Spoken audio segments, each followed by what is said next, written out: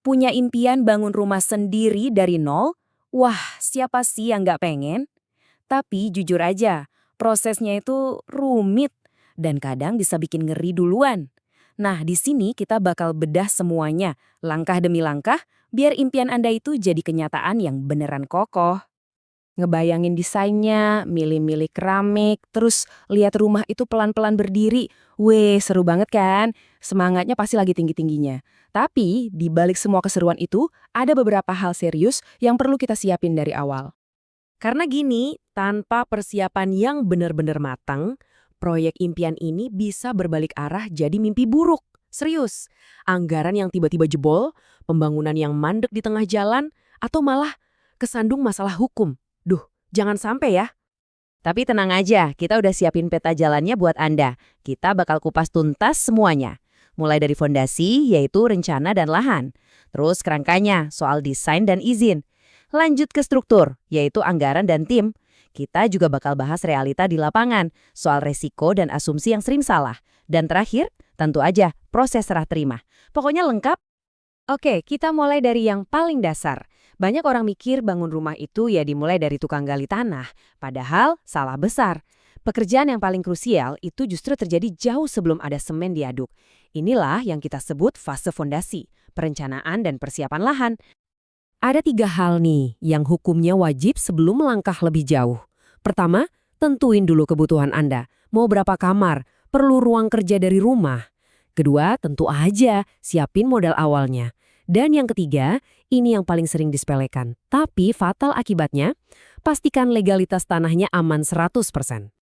Nah, ngomongin legalitas, kita harus kenal sama yang namanya SHM atau Sertifikat Hak Milik. Ini bukan cuma kertas biasa loh, ini KTP-nya tanah Anda, bukti kepemilikan yang paling kuat. Pastikan SHM ini bersih, nggak sengketa, nggak diagunkan. Karena kalau tanahnya bermasalah, seluruh proyek Anda bisa berhenti total. Rugi waktu, rugi uang. Oke, kalau urusan tanah dan rencana dasar udah aman, kita masuk ke tahap yang lebih seru nih.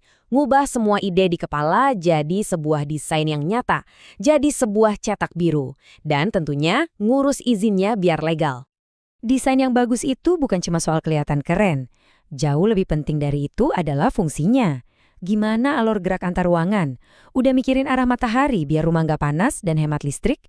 Ventilasi udaranya gimana? Termasuk juga milih material yang pas buat iklim, awet, dan tentunya masuk budget. Ini keputusan jangka panjang loh. Dan sebelum tukang mulai kerja, ada satu dokumen sakti yang harus ditangan, IMB atau Izin Mendirikan Bangunan. Sekarang mungkin namanya beda ya di beberapa daerah, tapi intinya sama. Jangan pernah, sekali lagi, jangan pernah mulai membangun tanpa izin resmi. Risikonya gede banget dari denda sampai perintah bongkar paksa. Sekarang kita masuk ke dapur pacunya sebuah proyek, duit dan orang. Ya, benar banget. Kita akan ngomongin anggaran secara detail dan cara milih tim yang pas buat ngerjain rumah impian Anda. Pernah dengar istilah RAB? Rencana Anggaran Biaya. Anggap aja ini daftar belanja super detail buat rumah Anda. Dari biaya paku sampai biaya cat, semua ada di sini. Tanpa RAB yang jelas, Anda kayak berlayar di laut tanpa kompas. Tiba-tiba nanti kaget, loh kok biayanya bengkak? Nah, RAB inilah remnya. Selain RAB, ada satu lagi rahasia keuangan yang wajib Anda tahu, dana darurat. Selalu siapkan sekitar 15-25% dari total anggaran buat biaya tak terduga. Percaya deh, yang namanya tak terduga itu hampir pasti akan muncul dalam proyek konstruksi. Kalau soal tim, pada dasarnya ada 2 jalan utama. Pertama, pakai kontraktor borongan penuh. Ini sistem terima beres. Harganya pasti di awal, tapi ya biasanya lebih mahal dan kurang fleksibel kalau mau ada perubahan. Opsi kedua, pakai tukang harian.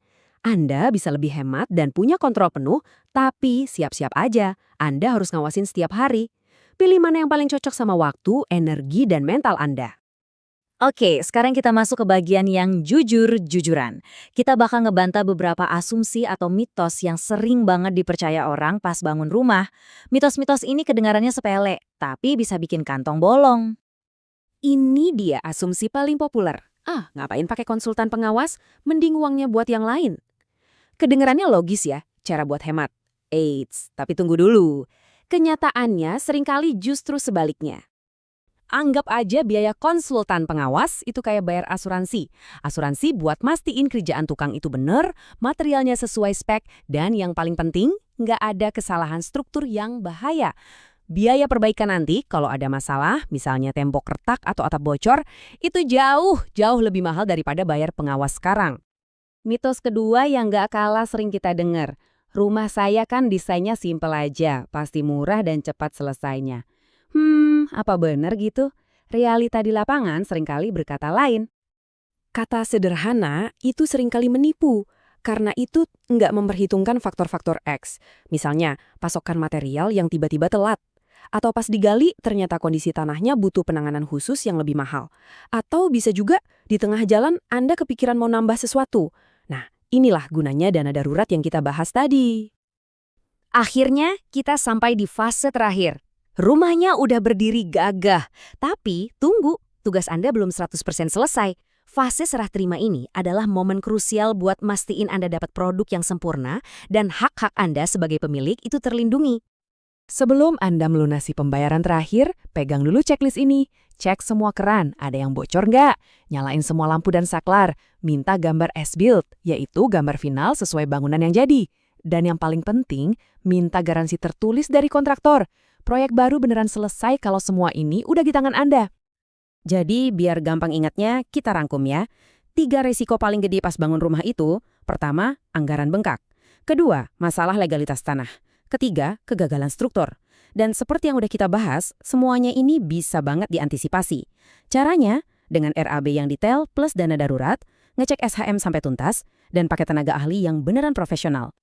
Pada akhirnya, membangun rumah itu bukan cuma soal adukan semen dan tubuhkan bata. Ini soal membangun di atas fondasi perencanaan yang solid.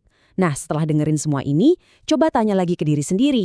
Apakah fondasi proyek impian Anda udah benar-benar kokoh? Ingat, kekuatan bangunan Anda itu sangat ditentukan oleh seberapa kuat persiapan Anda.